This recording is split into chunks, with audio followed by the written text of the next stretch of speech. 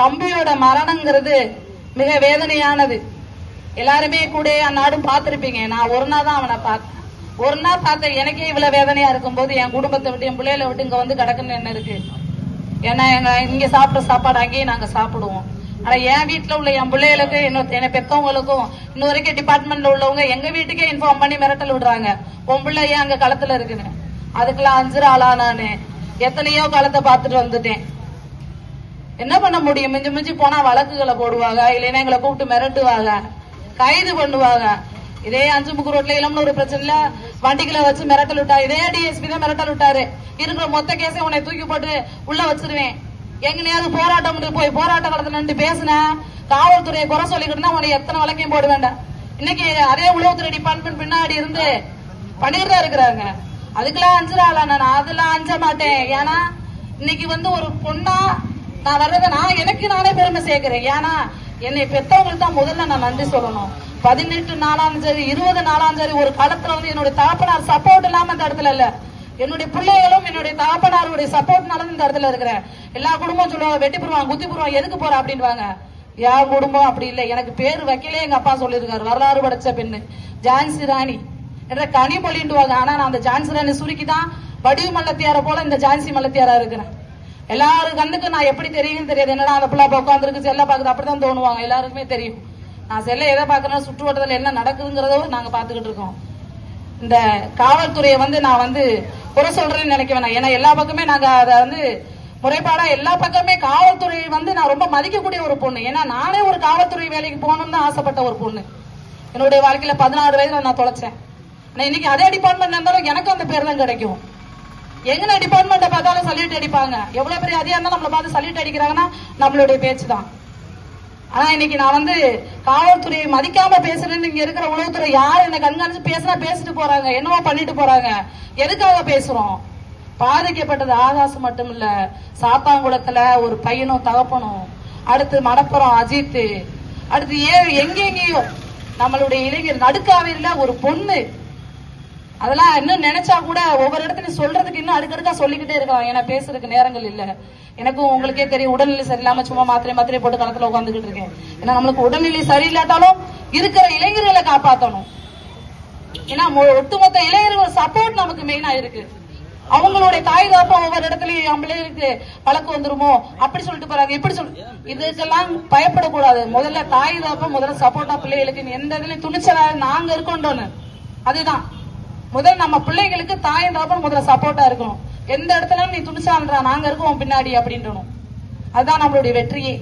இன்னைக்கு ஆகாசுக்கு நடந்த மாதிரி, சாத்தாங்குளத்தில் நடந்த மாதிரி, அஜித்துக்கு நடந்தது மாதிரி எவ்வளவு விஷயங்கள் அடுக்கடுக்கா சொல்லிக்கிட்டே இருக்கலாம். ஏன் எதுக்கு டிபார்ட்மெண்ட்ல வேலை பாக்குறாங்க? டிபார்ட்மெண்ட்ல சம்பளம் கொடுக்கலையா? மாசம் மாசம் சம்பளம் கொடுத்தானே நல்ல குடும்பத்தை அவன் குடும்பத்தை ஜாலியா வச்சுக்கிட்டு இருக்கான்.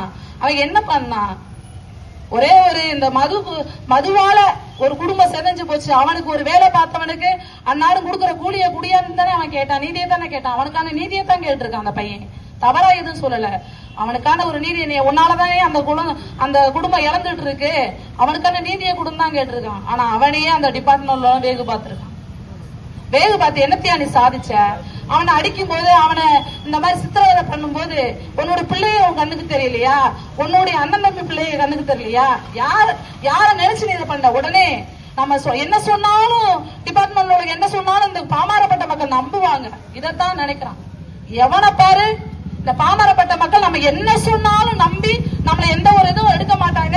அவங்க நம்ம இப்படியே பண்ணிக்கிட்டே இருப்போம். அவங்க தொடர்ச்சி அப்படியே பண்ணிக்கிட்டே இருக்கணும். அவங்களால என்ன பண்ண முடியும்? 4 நாள் குரல் கொடுப்பாங்க, போராடுவாங்க, திரும்ப அவன் குடும்பத்தை பார்க்கணும். அவங்களால என்ன பண்ண முடியும் தான் இந்த உளவுத்துறையும் டிபார்ட்மெண்ட்ல ஒண்ணும் நம்மள சித்தரிச்சுட்டு இருக்காங்க. அவன் எங்க இருக்கான்னு அவங்க குடும்பத்தை அவங்க தகப்பான கூட்டி வச்சுவிட்டு திரும்ப அவங்க தாய் 6 மணிக்கு மேல ஸ்டேஷன்ல ஒரு பெண்ணுக்கு உள்ள அலோடே இல்ல. ஆனா அந்த ஒரு தாய ஒரு ஜாதியை சொல்லி பேசியிருக்கான்.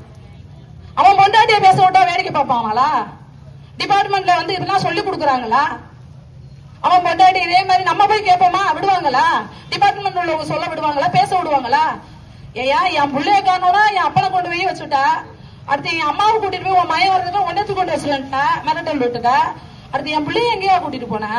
குதிக்காத ஒருத்தனை போய் குதிச்சோம்னு ஒரு பரப்பி அவன் ஏன் உண்மையே அதான் கடவுள் இருக்கான், எங்களுக்கு கடவுள் இருக்கிறதுனாலதான் அவனை காட்டி கொடுத்துட்டு அவன் ஒரு நீதிபதி உண்மையை சொல்லியிருக்கான். நீ அடிக்கிறியே, அந்த அடிக்கும் போது உன்னுடைய பிள்ளை அவன் அலற சத்தத்துல உன் பிள்ளைங்க தோணலையா, உன் அண்ணன் தம்பி தோணலையா? அந்த கல்லை கீழே வச்சு கல்லுக்கு மேல காலை வச்சு சாக்க கெட்டி நீ அடையாளம் தெரியாம அடிச்சாலும் கடவுள் காட்டி கொடுக்க மாட்டாரா? அவன் என்ன துடிச்சிருப்பான்?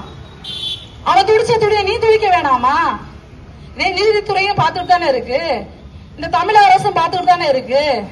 எத்தனை ஆட்சி வந்தாலும் நமக்கு இதுதாயா பாமாரப்பட்ட மக்கள் என்ன பண்ணுவோம்? நம்ம இப்படியே போராட்டம் நம்ம காலமெல்லாம் போராடிக்கிட்டே தான் இருக்கணும். இதான் நம்மளுடைய இதை அவன் நினைச்சுக்கிட்டு இருக்கான். இப்பயுமே பாதியோர் அதான் சொல்லிக்கிட்டு இருக்காங்க, பரப்பிக்கிட்டு இருக்காங்க. இவங்களுடைய போராட்டம் என்ன?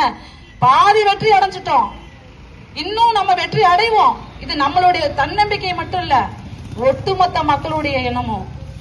ஐயா நல்லா தெளிவா சொன்னார். அவர் இன்னைக்கும் அவருடைய வயது என்ன, அவருடைய வயதிலேயே இந்த மக்கள்கிட்ட அவருடைய முறைப்பாட கரெக்டா பேசுறாரு. மாற்று சமுதாயத்தில் உள்ளவங்க கூட இன்னைக்கு அண்ணாவை பத்தி சொல்லுவாங்க. சுபாஷ் சேனை தமிழ்நாடு நிறுவன தலைவர் மகாராஜன் அண்ணனுக்கு ஒரு நாள் தான் கால் பண்ணேன். அண்ணா இந்த மாதிரி ஒன்னாதானா நான் என் தம்பியை பார்த்தேன், இன்னைக்கு இழந்துட்டேனா, அவனை இன்னைக்கு இந்த தம்பிக்கு நடந்த மாதிரி ஒட்டுமொத்த சமுதாயத்தில் இன்னொரு தம்பி நான் இழந்துடக்கூடாதுனா, தங்கச்சி களத்துல இருக்கேன்னு நினைக்க வேணாம், நம்ம பிள்ளைய கொடுத்ததுக்காக நீ களத்துக்கு வானான்னு சொன்ன ஒரு காரணத்தினால இந்த சமுதாயத்தெல்லாம் தடுத்து அவருடைய சமுதாயத்தை அவரை விமர்சனம் பண்றான். தற்கூரி நாயிங்க. அவர் ஒரு முக்குளத்தூர் சமுதாயமா பார்க்காம சொந்த தம்பியா நினைச்சு இங்க நீதி கேட்டு குரல் கொடுத்தாரு. அவருக்குள்ள உணர்வு கூட ஏன் என்னுடைய சமுதாயத்தில் இல்லாம இருக்கீங்க? ஏன் நம்ம இன்னைக்கு அணி திரண்டு இத்தனை பேர் இருந்தா மத்த யாருமே நமக்கு தேவையில்லையே. இந்த இழப்பு நமக்கு மீண்டும் தொடர்ச்சியா வருது. அந்த இழப்பை தடுக்கணும்னா நம்ம என்ன பண்ணணும்? முதல்ல ஒற்றுமையா இருக்கணும். நம்ம என்னைக்கு ஒற்றுமையா இருக்க போறோம் சொல்லுங்க? அவ வீட்டுல நடந்த ஏன் ஞாபகம் வரணும்? நம்ம வீட்டுல எல்லார் வீட்லயுமே பிள்ளைங்க இருக்கு. எல்லாருமே நம்ம போராடக்கூடிய ஒரு இடத்துலதான் இருக்கணும். நமக்கும் ஒரு பிள்ளை இருக்கு, நம்மளும் இழந்துடக்கூடாது.